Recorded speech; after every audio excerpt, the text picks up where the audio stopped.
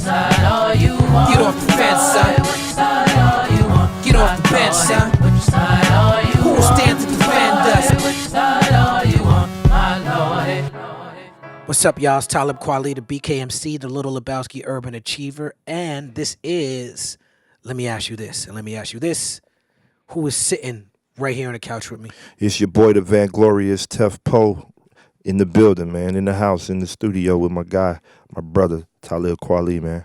Vanglorious, that's a good word. We should bring that back into the lexicon in general. Hey, man, so a lot of people out there think I'm slow or something because I spelled the word wrong. But I did that because I wanted Hey, to man, drop. that is a white supremacist construct. All right? I'm always spelling and shit. deconstructing the King's English. That's right. So I dropped the I on purpose. You know what I'm saying? Okay, Vanglorious. Yeah.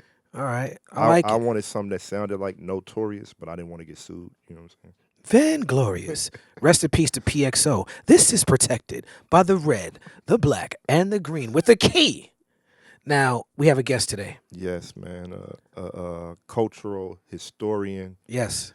A person that was there for a lot of the things that we be running our mouths about sometimes as hip-hop fans and academics, and a huge battle rap fan. But you know more about the woman than me, so you know. Oh, yeah. Well, this person is a good friend of mine. We've known each other for a long time. We've been in the trenches in this hip-hop cultural battlefield for a long time. She is a journalist. She's written for all the things. There used to be this thing called magazines. And they had pages in them, and you could get them at newsstands back in the day. She used to write for all these magazines, rap pages, Vibe Magazine, The Source, AtlantaBlackStar.com, and OprahDaily.com, and AllHipHop.com, and the Griot, who she used to work for, and HipBT.com. All these .com she wrote for as well, but she started out working with magazines. She's worked with Steve Stout, Londell McMillan. She is the director of corporate communications for the Ultimate Rap League. Is that still true, Nikki? It's still true. Okay, word up. And she wrote a children's book, I Am Hip Hop, which we have to talk about. The Haymakers presents BattleCon, the rap conventions, the advisory board for the Hip Hop Museum. We're gonna talk about hip hop and health and hope and foundations with the wonderful, the beautiful, the talented Nicole Duncan-Smith. What's Make up? me sound so important. Oh, you're very I important. mean, my hey, gosh. it's not like we lying, you know. I'm loving that sweatshirt. Yeah, I like that too. Yeah. I'm a Kunta, Yeah. not a Tovi. Okay, Nothing that's Tovi why it's about me. stretched out. Yeah, scratch it out. Bitch, where were you when I was walking? Now I run the world. What's up, gentlemen? We chilling, man. What's your vibration today? Hi, Real high. I'm on it. Yep, That's Happy. cool. joyful.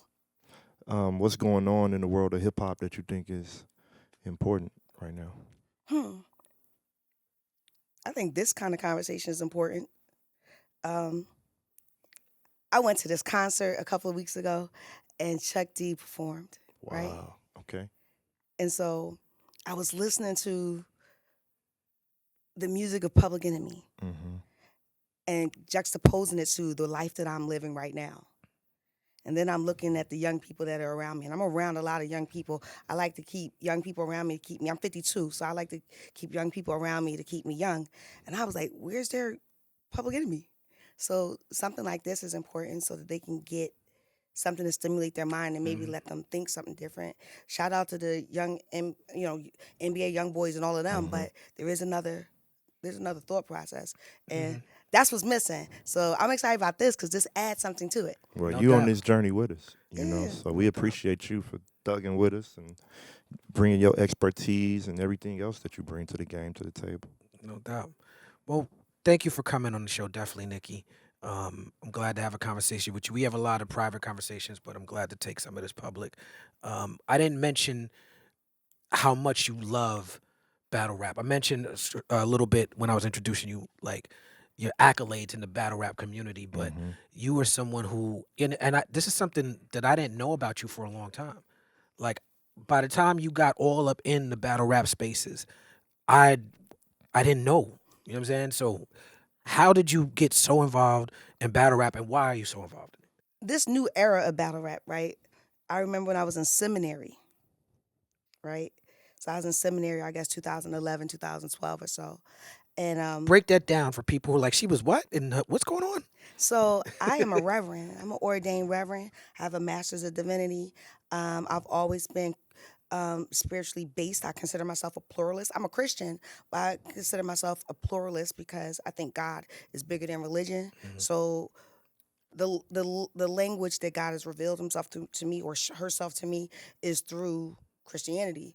But I don't dismiss God through anything else, whether it's Yoruba, whether it's God is a cultural thing, understanding. And so when I went to seminary because I wanted to write better. I wanted to write children's book. I wanted to write stuff like Chronicles of Narnia for Black kids now, right? That's dope. So Chronicles of Narnia is actually a way to introduce people to Christianity, right? The whole thing about the lion, Lion of Judah, and the lion goes back to his father over there past the sea or whatever. So it's all of these concepts of how you understand God. So I was like, I want to be smart, but I want to say stuff that is accurate. And I don't want to just rely on the Bible, right? So I wouldn't go to a lawyer that didn't go to law school, and I wouldn't go to a doctor that didn't go to medical school. So I was like, I can't be a spiritual or religious thought leader if I don't go to seminary and really unpack why you believe what you believe. And so while I was there, I'm still loving him seeing. My husband was like, yo, look at this cat called The Saga. He's a Christian battle rapper. So I was like, oh. And I'm watching it. So, I grew up, I worked at Trackmasters years ago with this cat named Punch in words, and they was. Punch. Shout out to Punchline.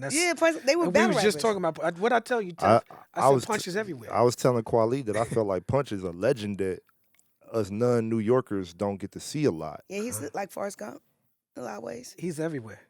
So they were battle rappers. I remember they got excited about Eminem getting on. So I always was in love with battle rap. And so when he sent me the Saga stuff, it was like a whole rabbit hole. I'm just going in, and then I'm seeing people I knew. Like Beasley used to work at Sony Music. Shout out to Beasley. So me and him went to the Million Man March together. He told me that. Yeah, man. That's a crazy factoid. We didn't plan that. I just seen him on the journey, and I was like, I knew him from the hip hop spaces. So me and him went on that journey together. He had long time before Smack or whatever. Well before then. But he was talking about Forte, and he brought that, and then he brought up, Rest in peace, John Forte. He's like, people don't. That's right, rest in peace. He was like, people don't realize that I'm actually plugged in with everybody. I was at the Million Man March with Kweli. I was like, that makes sense. Yeah, man. That makes sense. You know what? People would have never known that if we didn't do this podcast. Exactly. Because where else we gonna talk about something like that? Shout out to Beasley. Yeah, shout out to Beasley. Wow. And so, all right, so my first battle rap event was Keith Murray versus Okay, come on with it. from Onyx. Fredro. I seen that on the internet. I was there. Okay. The funniest things ever. What year was this? 16, maybe 15, 16. And these dudes was like, were they the icons that we know them to be? Yeah, no, this was after the success. The Fredro Keith Murray thing was long after they had hit records. Wow. So that's what made it even more interesting to me. That's what, it was interesting to me until your man, Keith Murray, who's a wild boy, but he's a great guy, but a wild boy. That's an accurate description of Keith. A Jamaican hat with the Rastafarian locks and Fredro was so mad because he'd been getting trained by Loaded Lux and he was all serious. Right. So that was, and then was all kinds of funny things happening, like the stage was falling. I was like, oh, I love this, because this reminded me of hip hop in the 90s where they was just trying to get off, right? Just trying to, where the bars, because it was other rappers too, so it was the bars mattered more than anything else. And so that right there got me like, then I saw Beasley, he was like, what you doing here? I was like, what you doing? He said, I own this. I said, bam. And so, and then he kept trying to get me to come out to events. And I was like, I'm good. Yeah. I'll see it on YouTube. I'm okay. You just said a lot though. That whole I do this with him a lot. Because he has the habit of doing this. Like a casual story to him is something that's very mind blowing to other people. And you just kind of just did that just now. So you were at a battle. Let's break this down, because nowadays folks need backtrack style conversation when it comes to facts.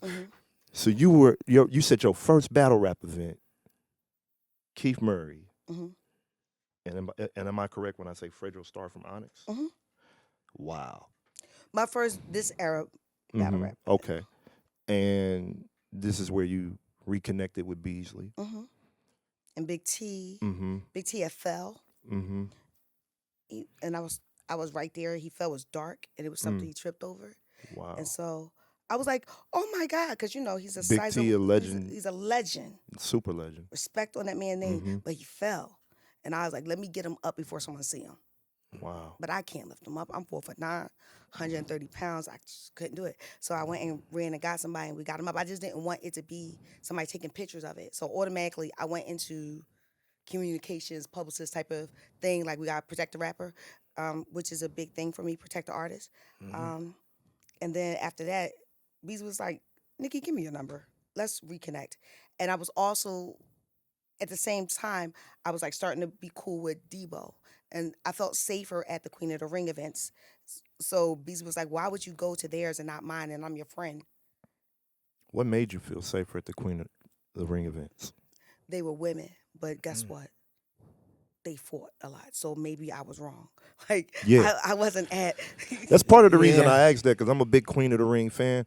And especially in the early conception of Queen of the Ring, they were coming in there with legit feuds. I thought the girls, because they're girls, go to their thing. And Clearly, you've never been to a lesbian nightclub. I have, yeah. And guess what? And I think that I'm okay with saying this, Bad Bunny. Queen of the Ring is like a lesbian nightclub. It's a lot of things going on.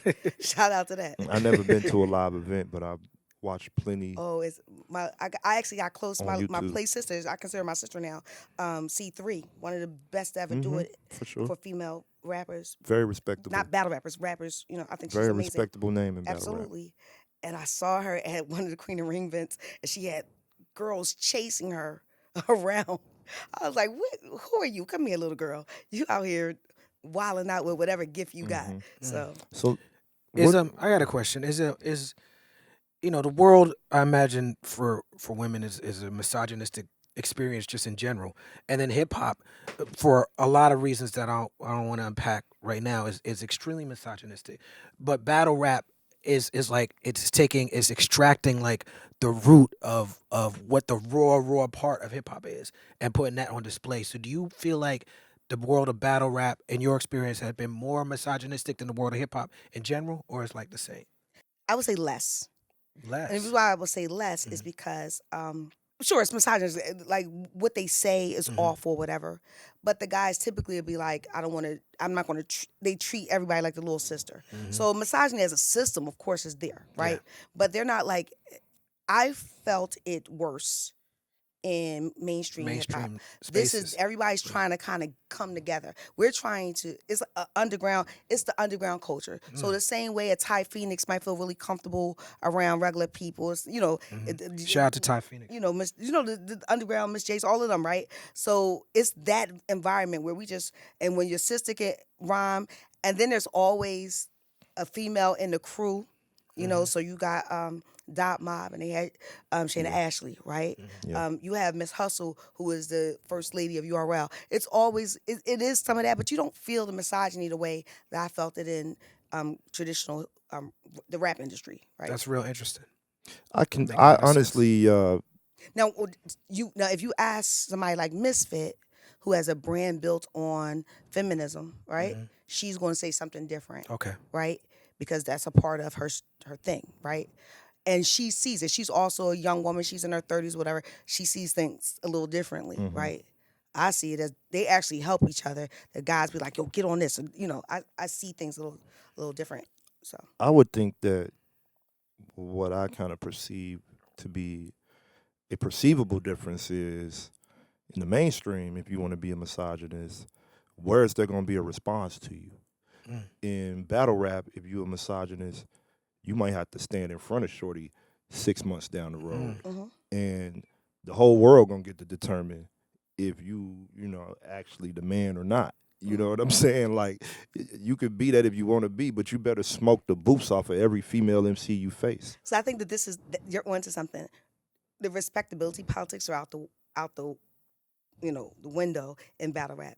So you can say Shuni's a whore. Look at her out there having sex with everybody.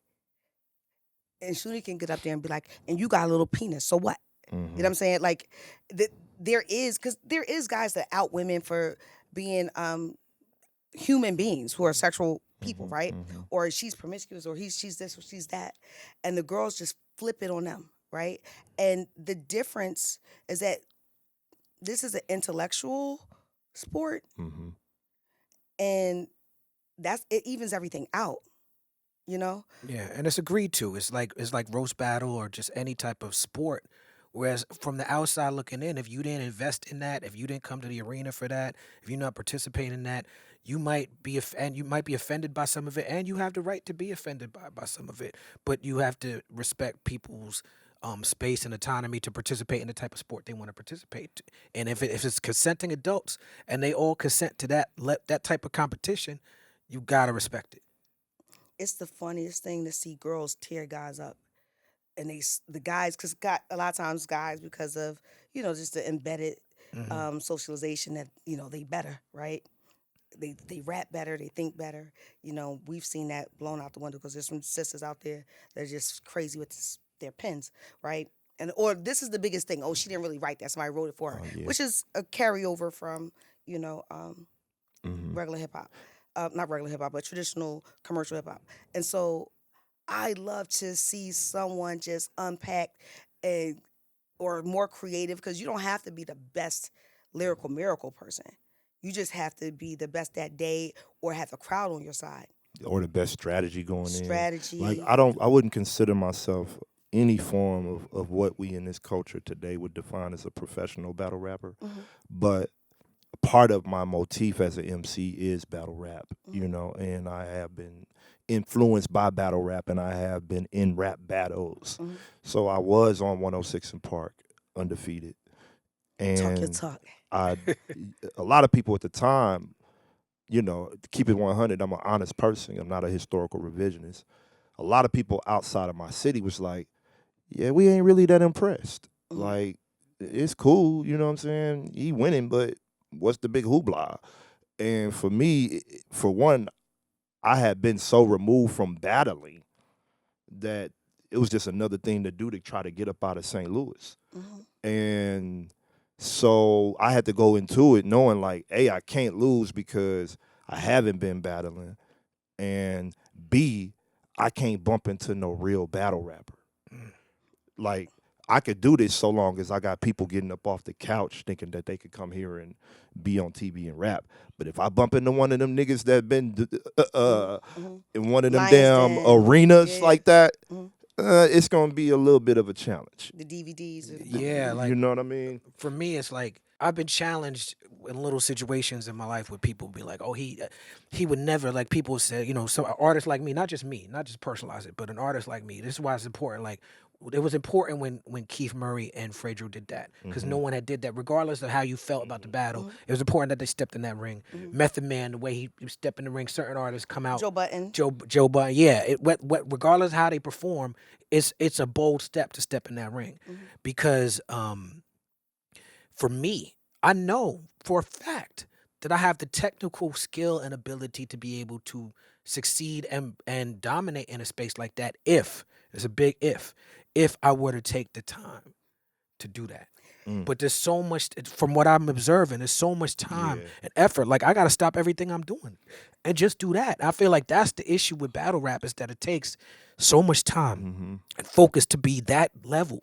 For 9 minutes. What you mean? That you can never use again. That you can never use again. But in the course of that 9 minutes, so much is going on.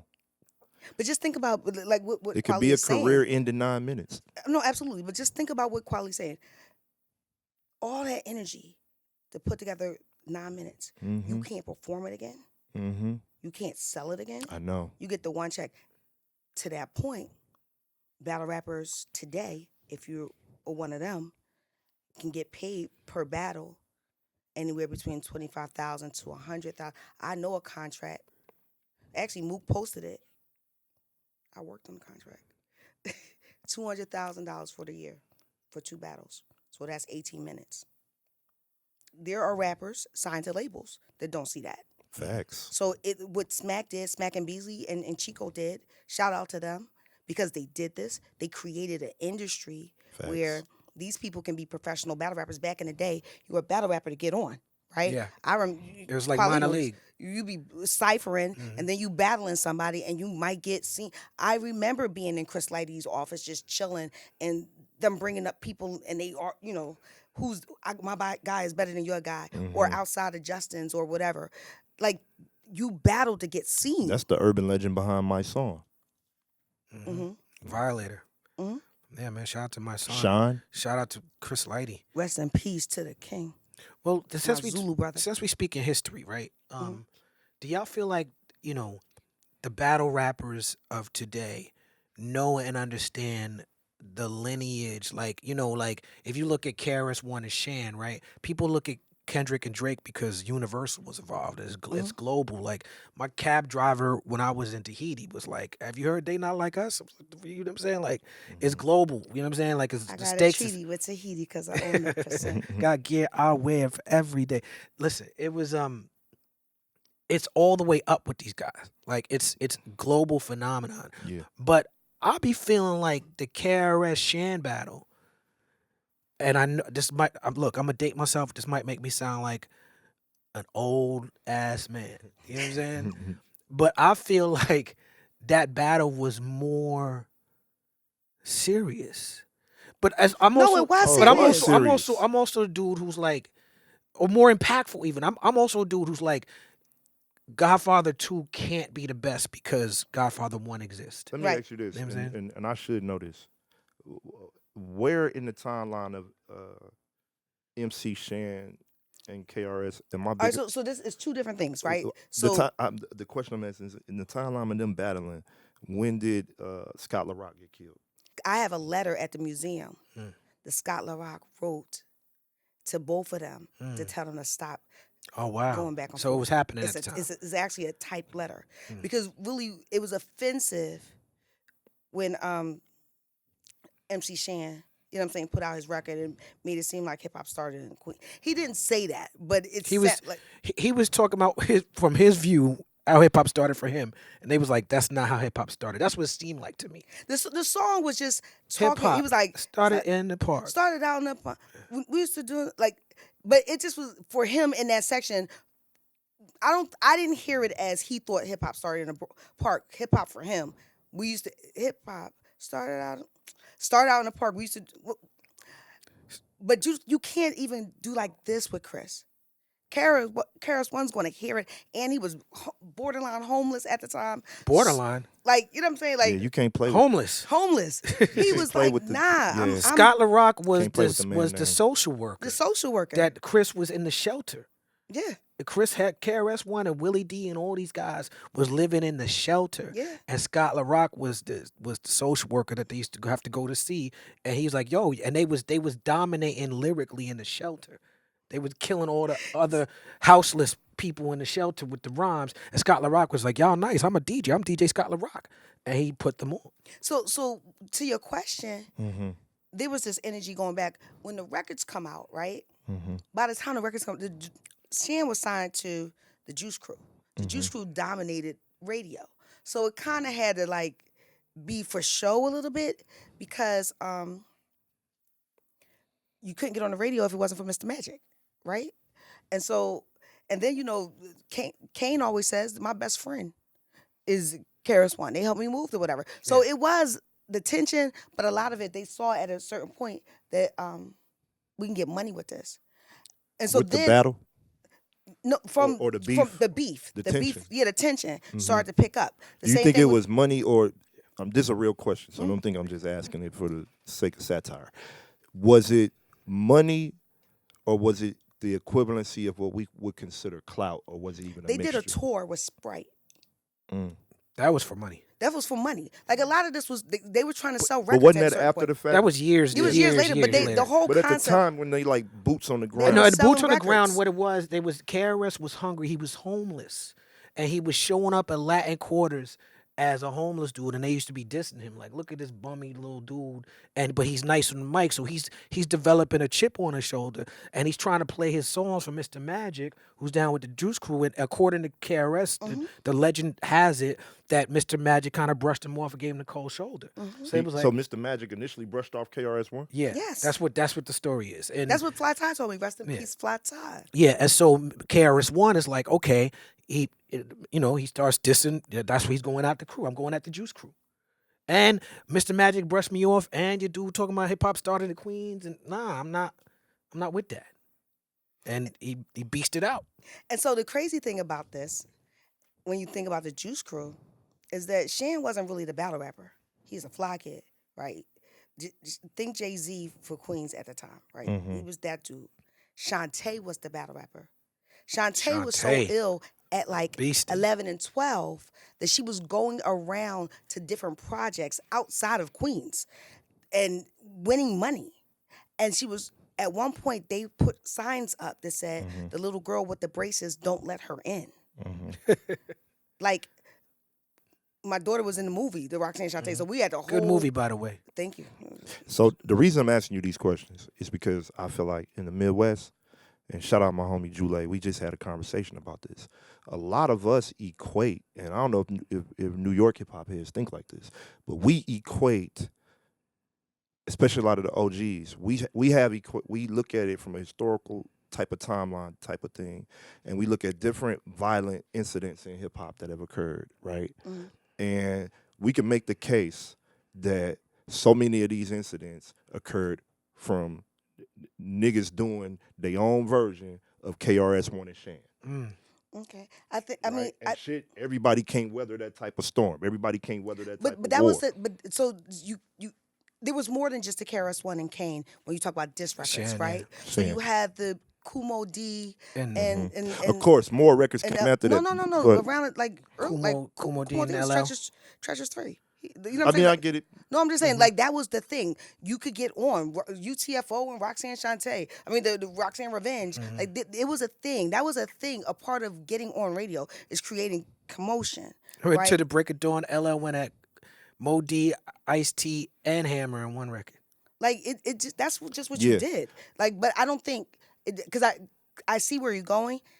It wasn't that. It wasn't that. At the end of the day, it wasn't as hot-headed as you guys might have seen it, because I think your context is kind of looking at the Tupac and Biggie thing, right? Well, not even that, because if I take Tupac and Because the Biggie Shan and completely out of that, KRS-One right, thing, and I talk to like authentic OG St. Louis hip hop heads, they would probably say more times than not that a certain style of street dudes having an issue with each other, they would look at that incident as like the genesis of what so many other incidents that look similar to that come from. Like that was the rule book on how to handle it or what it was going to look like. So I don't know if that's applicable here. Mm-hmm. You think this hip-hop was a tool for people to get a little bit of paper. Mm-hmm. By the time you start getting signed to a label, is the beef is driving you to get some money. Right? In my mind, the one that looked serious might have been, was it Just Ice and Tim Dog? You know, you never heard that. That I one, know that. Oh, that one was serious. I know a lot about Tim Dog. I don't know if we talk about it on the podcast, but y'all know there was a whole Dateline NBC special about the possibility of him faking his death. I didn't know that. I didn't know that. Look it up. So, but I mean, so the Shante thing. Going back to Shante. So there used to be a thing called the New Music Seminar. Yeah. And they would have DJs and MCs. She beat, as a 15-year-old girl, Fu Quan from Sessasonic. Who else did she beat? She beat Busy B. But everybody says she beat Busy B, but Curtis Blow voted her very, very, very low. Red Alert was one of the judges, and he validated the story. He said Curtis Blow voted her very low because he said, this is the beginning of hip-hop. We can't have a little girl be the best rapper out here. Right? So it really was that we're trying to make an an impact. I got a flyer, Kweli, from 1977 where Melly Mel won a battle rap contest. Mm-hmm. An authentic flyer. Is that in the museum? It's in the museum. Tell Yeah. them more about the Hip Hop Museum. So and the your Hip work Hop there. Museum, we've been working on this for 16 years. I've been associated with the museum. It'll be 5 years this May. I just accepted a position as the special assistant to the CEO, which is very similar to my job with Oh Boy. So Oh boy, yeah, you gonna talk about that? we can. Russell Okay. Simmons, that's my guy. So Russell Simmons, I was his special assistant. So it's always kind of like the Girl Friday, I guess. I don't know. And so it opens in December 2026. It is created and founded by people who were really in the Bronx in 1973. Actually, before. We have this thing every Thursday at our annex building, Culture Lab, where we have the Theodores and the Mean Jeans and all these old DJs from back in the day who were in the park coming to and spinning and then having sessions about what it was like. I met, his name is Trixie, the very first breakdancer. And that sounds crazy, right? That's But there amazing. was a first one, That's right? amazing. Right. Or even Coke La Rock. So there's a guy named Coke La Rock. Yeah, I know. That's the first MC, they say, right? Yeah, Coke and La let me Rock's tell one you, of you the want to know first how he MC? did it? Yeah, he started. I don't he know was, him personally, he was but a I know the DJ name. for. He was a part of Cool Herc's crew. He thought Herc wasn't that cool, not as cool as he was, because he was a G-boy. Kirk was very Jamaican, very go to work to the straight line, but he's in the streets, so he would always have money. So he knew that the way to stop the gang violence, because the Black Spades and the gangs was crazy in New York, he would start shouting people out on the mic. And he'd start rhyming. And he would get paid to say people's names all night. And he just started getting creative and slick with it, kind of like toasting, kind of whatever. And that became the genesis of rapping. And then he said one day he was looking in the audience, he see the skinny guy just like on everything he does. The next year, 74, 75, he's at another party, like near where the World Trade Center used to be. And it was Melly Mel, and Melly Mel had perfected rapping. And he said once Melly Mel started doing it, he was like, oh, I done lost it. Like, I'm never going to be able to do what he does. I'm entertaining just the group here. He's creating storylines. And so Melly Mel and Cass can say that they actually, and that crew, this is a bunch of them, but that generation kind of created it from where Coke La Rock had it. So the battling thing, and having those diss songs, that was a part of it. You see the Force MCs. Force MDs. The Force MCs were first the Force MCs. That's right. right? That was Force And MCs they were first. battling. So They to change the Force MDs to level up. and the sign of Tommy Boy. Yeah. Because what they used to sing on the ferries, right, and get money that way, but they would be going That's to the them Bronx. in New Jack City, right? No, I don't know. They're singing around the garbage can. That is them. Yeah. That is them. Well, I thought it was Troop, but it might have been them. Yeah. So who's on your women MC? I try not to use the word female because I think people in battle rap be running crazy with the female. So even if it's the right adjective to use, I try not to just to keep them sounding crazy. When it comes to women that are MCs, in the battle rap culture, who are your go-tos? I'm a big Bonnie Godiva fan. Bonnie's dope. I like 40 bars. 40's dope. But who are some of yours? C3. I said her earlier. I love her. Miss Hustle. Jazz the Rapper. I like the Jazz is. I like the Bardashians anyway. So I like the Bardashians a lot. So that's shout out to Official, KCJ, and Jazz the Rapper. I mean, I think the 40 bars. Official just got into that scuffle. She did get into a scuffle. How you feel about that? I think that it gets sensitive. Shout out to Coffee Brown, right? Sometimes Official has just lost her mother. So it's the same thing that happened with Mook and Briz.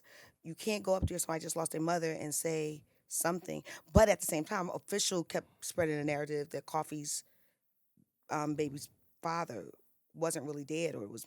So that was very emotional. So I don't want to talk about it because Yeah, I will punch somebody in the face if they say something about my mother. It's too. personal But on both it's, sides. It's personal on both sides. I also think that Coffee Brown is an amazing artist. She brings her West Coast swag to everything. Yeah. But again, my top ones is C3, Miss Hustle, Jazz the Rapper, and these are just people I really enjoy. I enjoy watching Farrah and Shuni. You know, Farrah and Shunru when they together as a tag team, crazy. 40 is amazing when she's prepared. She knows that she struggles, she gets in her head and she forgets her stuff. Vixen is amazing. And E Hart, Legend. a legend. And so See, I'm not tapped in with battle rap at all. It sounds like y'all speaking Jupiterian to me. I don't know what the fuck is going on. Not. And that's on me. You know what I'm saying? Like, The thing is, for me, when commercial hip hop slows down, they go in tangent because sometimes battle rap is slow sometimes, and sometimes the music biz is accelerated, and sometimes sometimes they work together. But as a real hip hop head, I think sometimes the older we get, we be missing like on the ingenuitive part of the culture. So people will spend all night watching the Grammys, but complain about hip hop being dead, or where's the And they're not raps, or tapped in, where's yeah. the this. that's why or I'm I where's in feel the like that. that in general, like Yeah. in music in general. I completely agree with you. I'm definitely not tapped in with battle rap. Yeah. Like I should be. But one thing I always say is that when people complain, oh, there's nothing to listen to, and everything's same on the radio, it's like, bro, there's billions of songs out there. Billions of songs. There's music. You could spend a year listening to a genre that you never heard before, and just expanding your horizons. Like just beyond battle rap. Battle rap is part of it though. Like that's or just regular rap. Like Yeah. there's so many rappers yeah, out there, within there's a regular million of rap. them. Yeah. You know what Yeah. I'm saying? So Jae Millz. That Yo, whole I was going. That's scenario. my next question because it was like, yo, Jae Millz man, is my man's is- B Magic. He cooking Hey, right now. No, the listen, thing so is, Jay- she asked me off. Cooking. She asked me off camera. Did I know B Magic? B Magic is my man. So it's like that's my dog. I'm like I be with B Magic. We talking about doing an album together. The- So the listen, song I he need got y'all to going do at this Jae for Millz is me. I crazy. need y'all to do this for me, all right? Because I know Jae Millz. Me and him got records together. Shout out to Jae Millz. Virgo. But I've been hearing these records, the back and forths, and Goods, DNA, and I have Black no idea what the fucking problem is. So for battle rap for dummies, break down for me what's going on. I'll let her do it, and then I'll cue in from another angle. Sure. Goods. It starts with Goods and DNA and Jae Millz. Jae Millz has returned to battle rap. He's a Black smack Glove Millie. Millsy. Yeah. All right. So you gotta think about he's a smack DVD guy, right? And the smack DVD era is very different than the Ultimate Rap League. Shout out to them, right? Very different. And usually those guys are in this particular style of freestyling, acapella, not freestyling, but acapella MCing, are legends, the pioneers, right? And so but everybody want to return because there's some bread over here now, right? And so he comes back, and he's had a couple of kind of rough ones, and he's figuring it out, right? And I think that Goods, because we know Goods, shout out to Virgo Gang, Goods is so slick, Goods is so smart, so smooth. He also was really nice, like as an MC, right? Yeah. And so he just was Goods like, is nice. All of them is nice. all of them is nice, right? All of them is so, nice, So yeah. DNA and Goods is dissing him, and he's like, what? And so DNA puts out a diss. I don't know who came first. I saw the DNA. I heard the DNA record. when he was at the Chung King joint, like Nah, he was eating food. yeah, he was sitting. It was not Chung King, the Brooklyn Chop House. Is that where he was at? Look, Yeah. it looked like some nigga shit. Yeah. he was at. I was rolling with the Jae Millz Conquest. And then I said, "Oh, this shit getting regional. I gotta bunker down and be with the homies now." Well, he started so bombing this is- on the crib, dog. so this is the thing. Like, had this the is bomb on the crib, dog. So this is what's brilliant about Jae Millz is that he's forcing them to come out and get on the beat and rap because they all got music. He's actually helping them. He's helping everybody because he's making us listen to the songs. And the rumor is that battle rappers can't make music, which is a dead rumor. I've I heard know that some great, before. great songs from battle I rappers. feel like that's been dead And so- for a while, but people act like it's true. So, but that's the thing. The consensus, perception is reality, right? And so he's making it. So when he started getting on my man, Averb, right? That's your Because man. He's been I'm cool with A-Verb. He's Okay. a Duncan. Is it Chad Duncan, right? He What's a he's Duncan? first he said he was my cousin. Then he told somebody he was my husband, which is not Oh, true. you related to this nigga? I'm not related to We him, gonna but he have to would talk love off for people camera. to think that, right? And so I don't got no issues with Verb. He just, he stay over there. I'm over here because he's quick with the whatever. And so he's talking crazy to Jae Millz, and Jae Millz just every other, I'm making a joint. And he's like, you got X amount of days to respond. And this is part of the conversation. Some of them don't write as fast. So Jae Millz is winning because he knows how to not just write a great song. He got, rhyme with him. He's making joints. And the most competitive one is this. And then Jack Boy got in and he killed both Jack Boy and he did it with the fast, like the swiftness. Now he's with B Magic. B Magic's is very competitive. Yeah, I know Verb and Magic. I got songs with Verb, but Magic is my man's. So I'm Midwest bonkering. legend. Magic is like one of us. You know what I'm saying? Like it's a little bit more distance between Verb and the St. Louis MC community, but Magic. Oh wow! Magic. What is you say? A little bit more distance. With But A-Verb and who? the St. Louis MC community, but Verb. I mean, but that ain't no slight. He just don't be around us like that. Bro. All is coming out.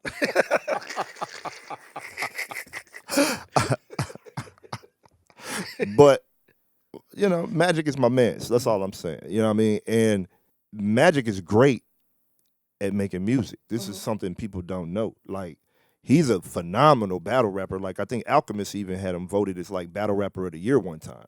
But he is equally as talented at making music to me, if not better. You know what I mean? A lot of his songs are phenomenal. Yeah, I mean, I think that he got him because that's a really good song. His diss to, But also, this Jae nigga, Millz. can we point out something about the whole Jae Millz situation? You got the nigga that made Ether making your beats, fam. Like, it ain't like He's a Virgo. this nigga made the beat that took out Hove, cuz, of course, like, Kweli, was I with we you, at the crib rapping against the at nigga Joe's that Pub took, when we like, first come heard on, Ether? man. I don't know. You know This what, ain't Nikki, even though? scored evenly, gang. We should talk about how did we meet? I don't know. I remember. So the Schomburg wanted to Shout out to the Schomburg. Schomburg. Damn. the Schomburg wanted to collect hip hop stuff, right? And they didn't want to pay nobody, but they wanted to. So they hit up Russell Simmons. You was And working for him at the time. I was working for Russell Simmons at the time, and your old manager at the time, he and I went to college together. Corey? Corey Okay. Smith. So you went to college with Corey. And Get so that man an ashtray. I invited Thank you. Corey. Thank you, sir. Thank you. I invited Corey to this thing. He brought you his artist, and we linked. Okay. So we became friends, and then Russell Simmons was doing the hip-hop summits. Yes, the hip hop summits. Yes. Hip-hop summits. The hip-hop summits all over the country. I was one of them little niggas in the audience. Okay. Hip-hop summits. So I was a Russell producer. Simmons, she was working for Russell Simmons, and Russell Simmons wanted me to be involved in somehow in the hip hop summit. So Nikki comes and tells me this, and she's like, "All right, Russell Simmons will have a meeting with you," and I'm like, "Oh shit, it's Russell Simmons." So I get to the office, and I'm sitting there waiting to meet Russell Simmons, and I'm sitting there with Jinx the Juvie. You know who Jinx the Juvie is? Jinx the Juvie was signed to Raucus. No, he was signed to Coogee Rap. Coogee Rap was signed to Raucus. So Coogee Rap was shopping Jinx the Juvie around.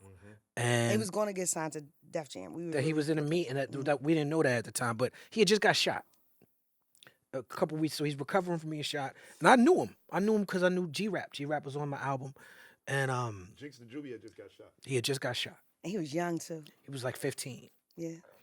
and Russell or somebody poked their head out the office, said they seen me and Jinx the Juvie, and they looked and they was like, "Come in here." And I go in there and she's in the office, and Russell Simmons in the office. And Russell Simmons starts talking to me and Jinx the Juvie and dropping bars about the industry. And he's saying shit to This to nigga stories be No, on. Yo. this is the best story ever. he's saying shit And Russell Simmons start talking to me and Jinx the Juvie. right. Dropping bars. Dropping bars. He was. Yo, he's saying shit like, "Yo, you can't be out here getting shot. You know what I'm saying? Like you gotta He leave wanted to that save the world. Like he that really street was on life some- alone. That street life ain't gonna go nowhere. It's not you're not gonna get nowhere. And he looking at me like right. Like I'm confused because I'm like, what? Why am I in this meeting? And he's telling Jinx to Juvie, and this is where it got crazy. He tell Jinx to Juvie, you can't be like these street dudes because that street life is not gonna last. You need to be more like positive, conscious rappers, but not like them weird niggas, not like them weirdo niggas like Outkast, Common, Most Def niggas like this. And I'm like, wait, what? Damn. And I'm just taking it in like, oh shit, this is how he really feels. He calling people in from the office like this guy used to work for me, and but he's giving like good advice, but he said that shit about my people, and that's what made me realize he maybe don't know who I am in the meeting. Yeah, in like the you, meeting. Because why would you say that in front of me? Yeah, that's crazy. And I was like, are we gonna talk about the hip hop summit? He's like, what you talking about? I'm like, I'm here to talk about the hip hop summit. I says that's Talib Kweli. That's what she said. She said, that's Talib Kweli. He said, you not Jinx the Juvie's manager? No, and he kept messing up your name. He was like He was going in on his niggas. And he's like, Nicole, you set me up. I didn't. That's what he set said. you He up. said, you set me up. I was never like, get that. He said, didn't you set me up. I told you he was coming, and you called them all in. I thought it was, you know. Listen, Oh my God. he said he was, yeah, man. He was Oh, like, so what and did you do, He though? was like, I'm so sorry. He was apologetic. And every time I seen Russell Simmons after that, every single time, he's like, hey, Talib Kweli. Hey, he's turning to whoever's next to him. This is Talib Kweli. Have you heard? He's amazing. He does conscious hip hop. You should check him out. Every time I seen him after that. What did you do though I don't remember. on an album? Oh, I did two things. I did on, no, that's, okay, that was, I was about to say Michael Rappaport, who's lost his fucking mind. But I had him imitating the raucous dudes. But I had Affion Crockett doing Russell Simmons. I recreated that meeting on one of my projects. And I had Affion playing Russell. I told Affion about it, and he did the shit. I don't even know which album that's on. I got too many albums. Let me tell you, Avion's movie, A Hip Hop Story, where he plays Russell Simmons, Yeah, it's amazing. is amazing. I think Freeway for a minute was like a little upset with me because I called Freeway like, yo, it's great. But I didn't realize that they was kind of like dissing Freeway a little bit, like in the movie. Not really, it was a parody. Comedy. It's comedy. Comedy homage. So, but back to battle rap, right? I think that what Jae Millz is doing is actually the most exciting thing in battle rap right now. Is creating It's cheating a traditional little bit. I think it's MCing. cheating a little bit. How's it cheating? You got the guy that made the beat It ain't that cheating. Nas used to It's battle not Jay-Z. cheating. You Is that got it. cheating, Like, what are you though? talking about? Is that cheating? To know Ron Browz, is that a cheat code? That's crazy, It's the man that made Ether. son. Then you get your game He's up. stuck right there on Ether. He's Get like, your game up. man, You man. need to go He's find like, your he's guy. like, he's like, he made Ether. Find your Ether. guy. Get your money right and go get Ether. Go get Derek Angeletti. So I Do go something. get the Like, producer who took out Jay-Z no, Did that's Ron his, Browz- his to boy. battle Did regular Ron rappers. Browz take out Jay-Z though, or To did battle regular rappers. I'm too did on board. Nas take?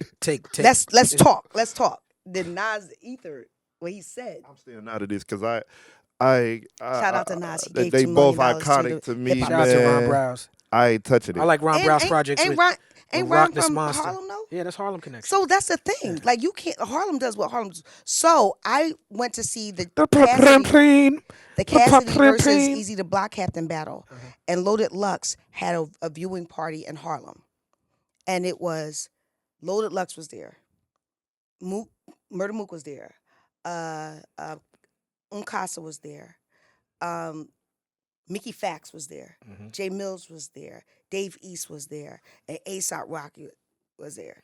And when I tell you, it was like a it was like a party. Like it was so lit. And at one point, when the battles weren't going on, they all just grabbed their mics and started rapping.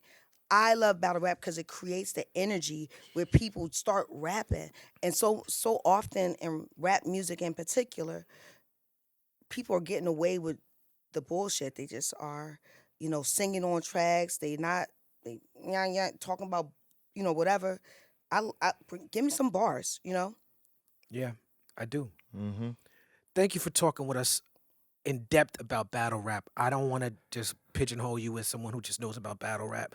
You also were a journalist. Yeah. You have worked with mainstream things. You've Yes. done independent stuff. You've done Cultural and regular journalism. You've enthusiast. done activist journalism, and I want you to talk to us a little bit about the importance of black media and independent journalism. And to tell in on that, behind him, what has changed? Pause. Pause. That's a super pause. You don't even use that. Just go ahead. I'm out of here. I asked my question after that. Go ahead. You know, finish with your question. No, my question is, what has changed in the scale of black media from then to now? Like, you kind of had a golden era of hip hop media specifically, which was led by black journalists, being an alternative voice, and we don't really have as much of that now, and we're trying to bring it back in different avenues. But what has changed from then to now, in your opinion, as an expert? The internet Mm. and blogging and social media, because now everybody's an expert, Mhm. and you don't have to go to a specific person to get a review or to, you can go online, and everybody also Yeah. believes that they have, and everyone does have an opinion. It might not be an informed opinion. It might not be one that we should respect or not. Opinions are like assholes. Everybody Everyone got it. has one, and they all stink. Because social media and the internet has allowed everybody to, it also cheapened the value of not just magazines that are still around, but like I now write for Chuck D's new magazine. Shout out to Chuck D. Shout out to Chuck D. Rap Radar, not Rap Radar. Rap Central station. Right. The hip hop radio. What's the hip hop radio station here? Rap Central. Rap Central? That's his Rap brand. Central. Yeah. Yeah. And so I write for them now. So so that's what happened, right? Chuck and them, I would say Chuck and Grouchy Greg were all hip hop. All hip hop. Were some of the pioneers out there successfully doing what we did in the magazines online, right? And so now it's just a saturated space. I'm so old now. Like Clubhouse during COVID really reminded me that, yo, you are not. We're not gonna let you sit here and call yourself old because you don't look. Come on now. You aging yourself. But Black don't. I don't know. She do be on Clubhouse. No, I was on. No, I'm saying during COVID, I was on Clubhouse. When it first started. I'm just playing. It's okay. You don't look old enough to be talking about you old. I am. That's something my grandmama would say. You don't look old enough to be talking about you Juices old. and berries, juices and berries. And so the kids would be like, my auntie. And I was like, oh, there was like names I had never heard. And they was like, I read your stuff. And I was like, oh God. And so, but that's good too, because I'm respected as an older person. There are people that I look up to, right, in that space. The Karen Mayos, the Rob Marriotts, the Michael Gonzalez's, the the OGs. All Nelson OGs. Georges. Look these names up if you don't know these names. Harry Allen, rest in peace to Greg Tate. Like they were Rest Chino in peace Lester. to Greg Tate. We put Greg Tate on the end of the Black Star album, No Fear of Time. We put his voice on the end of that album. Brilliant man. And so that's the change. I think that black media has always been important. And I disagree that it's gone away. I think that it looks different. Mm-hmm. It feels different. And the onus is on us to support it, right? But when I look at the Crisis magazine, when it came out in the early 1900s, we weren't supporting it like that. They were struggling consistently to put it out. And so even Jet and Ebony, they were the only ones out there, but they were struggling to stay afloat, right? They weren't getting the advertising dollars, because even back then, it really was about the advertising dollars. Essence, and rest in peace, Russell Goins, he was the person who put the money up for Essence, and also Black Enterprise. Like, we need money. We've always, the golden eras is because there wasn't nothing else out there. So, with that being said, for both of y'all, I would have a question. Let me ask you this: what is the equivalency to like Unsigned Hype in the Source these days? Like, I remember that used to be like a column where you could really see who was on the way, and usually that meant they was really on the way. I was Unsigned Hype in the Source in the mid 2000s. I was the vibe version of Unsigned Hype. Shout out to Larry Blackspot. put Black me in Spot. Shout out to yeah, Black man. He Spot. put me in. He saw me perform at Medgar Evers College with Babatunde Olatunji, and he put me in that whatever the vibe Mm-hmm. Unsigned thing was. Yep. So like things like that, right? Where this means this is a signaler to And so you. just so you know, the source was founded by a white boy, Dave. Dave Mays. Dave Mays. And then and also the person Maddie C, But Dave who follow did me. I Unsigned, can't. but Maddie C, who did Unsigned Hype, Mm-hmm. white boy. You know, shout out to him too. You know, Mm-hmm. so it's always been, while there's a cultural space, hip hop is a cultural space. There's always been, you know, white folk in here supporting black artists and black thought leaders. Yeah. So, you know, say deal with that how you want to deal with it. Yeah, but, yeah. I'm you with know, you on that. So, But so what are some cultural signalers? What I mean is like as a, I don't think there is another place like that, and I don't think we should. Is it needed in this space? That's what I'm saying. I don't think the way we need people receive music and the content is so different that you know, for me Tef, as a artist that benefited from a different era, where a more physical era, CDs and whatnot. I'm still in Sam Goody and all this back in the day. Yeah. I find that the consumer is way less excited to support me than they are to support a brand new artist. And this is, I could be wrong about this, but this is how it feels. Yeah. How it feels is the consumer looks at something I'm doing as more as a part of the establishment. This is something that has come out through a label system. I've seen this guy on MTV or BET. You know what I'm saying? Like, this guy has had CDs. He's had a chance. He's had a shot. I'm not excited about that. As excited about listening to this person's music on the internet or on YouTube as I am about discovering a new artist and being part of a community that's discovering something. And that's what makes you kind of dope. What you and Yassine, what you guys do so it makes it so amazing is that y'all position yourselves like new artists, and y'all take chances to do things like new artists. I don't know if I attempt to position myself as a new artist, but I attempt to position myself in proximity to whatever that is. Yeah. I suppose. Yeah. So right now, algorithms is the new Unsigned Hype. So if I like a certain type of artist, I do get that. I'm going to get my Spotify list is going to bring I them do. up. You know what I'm saying? Yeah. So that is Well, I do get that. But what I'm asking is even a question kind of like outside of the confines of the system for the sake of the artist, right? Like if I'm a artist, like I'll name one like Sir Eddie C, a super underground guy that I know that is really clawing through the noise, trying to get heard, seen. You need certain signalers still to let you know that you're on your way. You need a hashtag. You need to post a lot, right? So the way that I understand. Well, let me finish what I'm asking. Sure. So, okay, so small things let you know that you kind of are gaining traction as an artist, right? So it's like, okay, it used to be freshman cover of the Double XL. Then we learned that was kind of cap. It used to be this. It used to be that, where you could be at home knowing like, okay, the media is meeting me and my artistry in an effective space to let me know that I'm doing something right. So we have. I don't believe in unlearning. You can't unlearn. It's always there, right? But we have to rethink about how exposure is, right? Magazines are no longer not lit no more, right? Ever. Though I am writing for some magazines right now. When you go viral, or when you're in the algorithm, that's the new. That is the but thing. so much of that is paid for. So what? Then get your money. It used to be paid it's for. always It been always paid for. Yeah.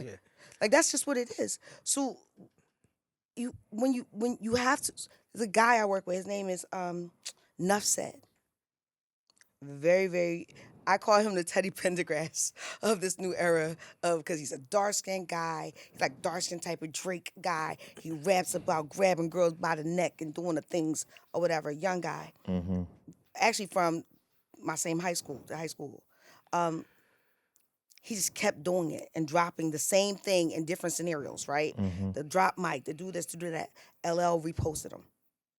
He got like 80,000 followers now. Then, he got a call from another big person, right?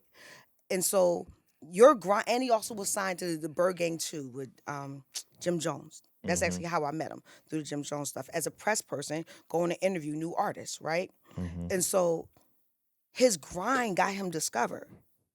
And so it still got to work.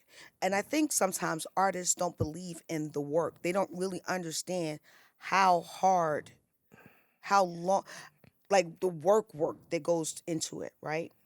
They don't understand how people used to take their actual records and go places with it.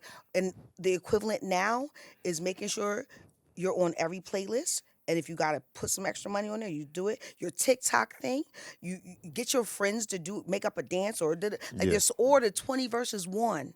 So they was doing that for a minute. They were doing a 20 versus 1. Kweli, you should do one.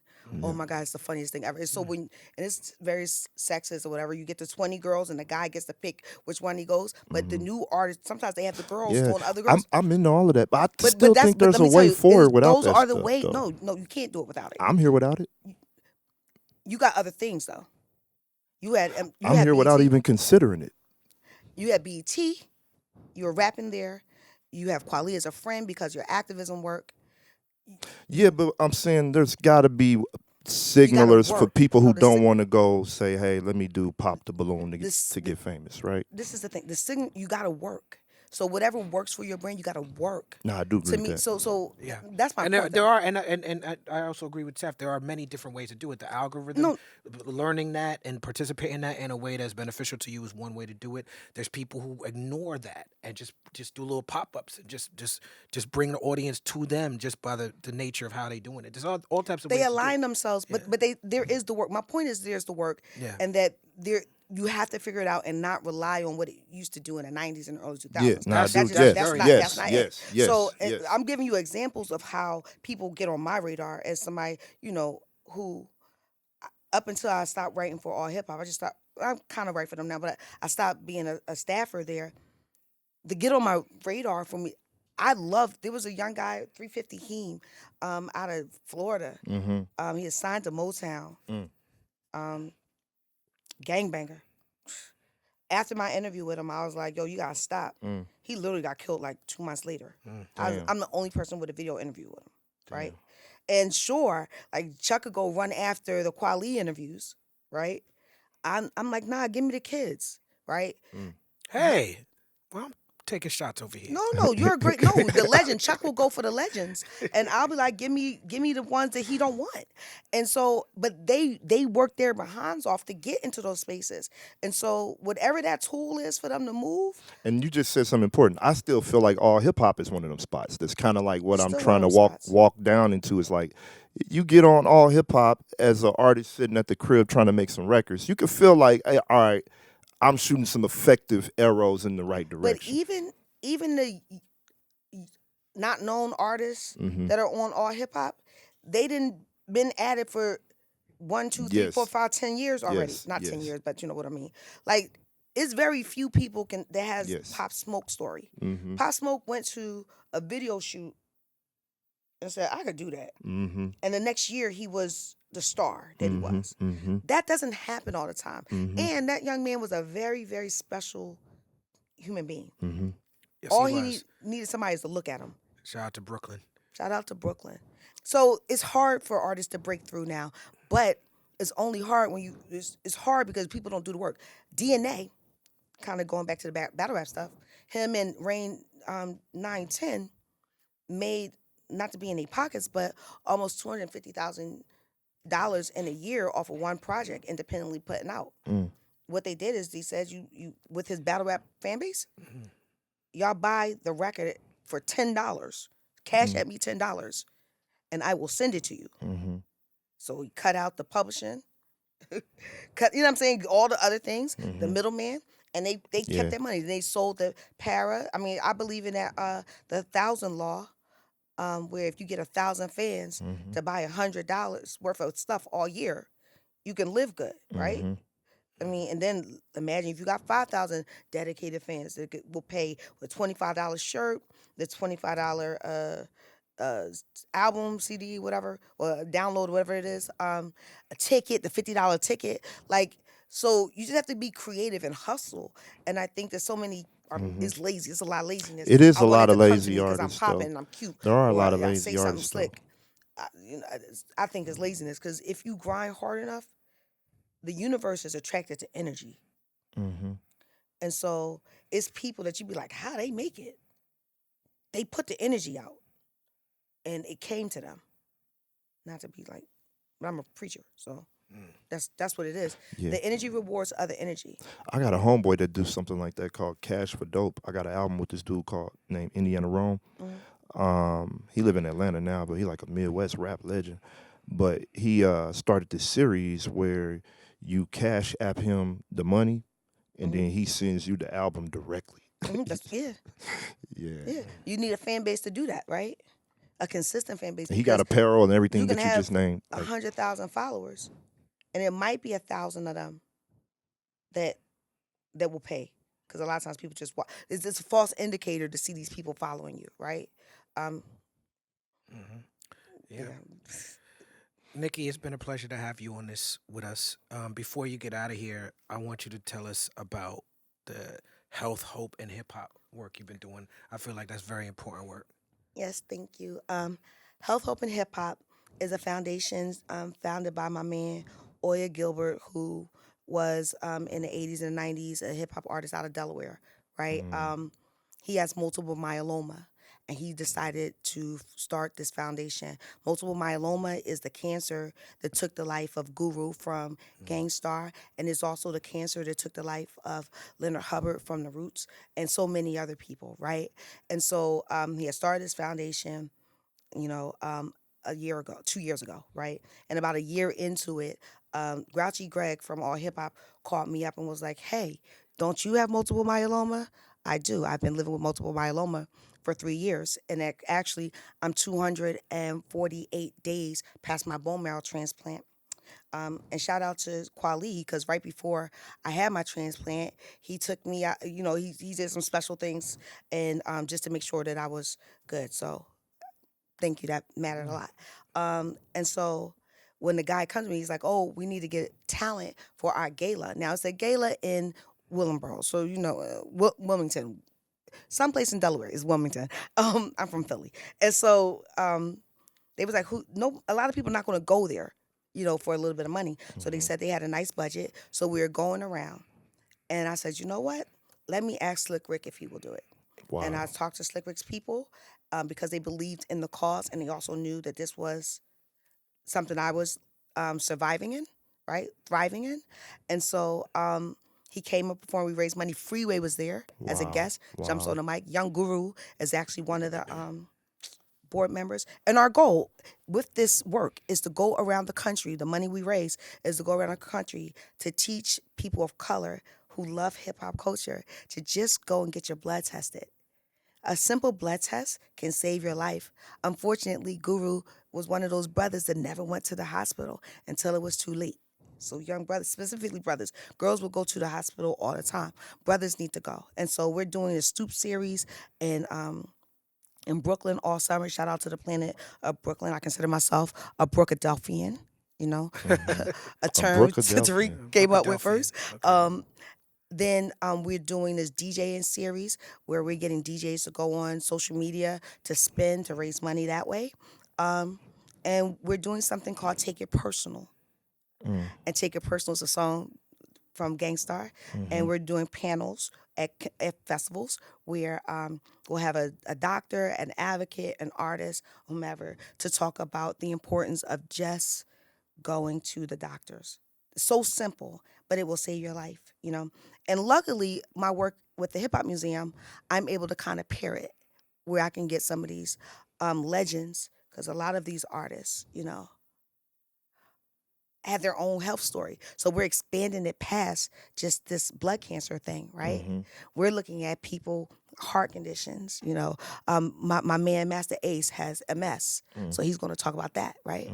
And so we want to save lives. I really got and I'm chief communications officer for the organization, for the foundation now. I really got passionate when Scoop passed. Fat Man Scoop passed.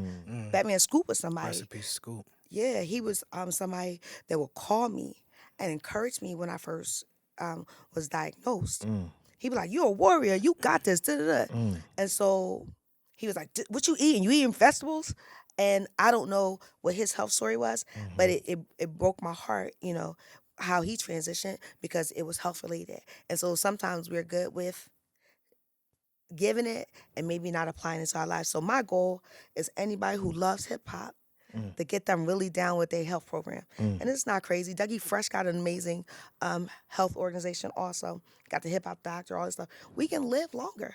And so that's what it is. Thank you, Kwa. Thank you, Jay. No, thank you for sharing your testimony, your story, and speaking truth to power. Absolutely. And representing this culture that we all love and have been able to feed our families off of, and just being in the trenches of this thing and being a true soldier. So, yeah, we love you and we appreciate you. Yeah, I love you, Nikki, and I appreciate you. And we're here to live, and I'm glad that I'm living on this planet at the same time you are. Yes. Oh, Kweli. Yes. Same. Let me ask you this. Yeah. Let me ask you this. Peace. I see the social gimmicks testing my focus. Landed a lawless with an imperial high breeze blessed in my toaster. Bullets soaking in olive oil just to make sure that the gun don't jam. In time of war, it's small time in a small city. I invite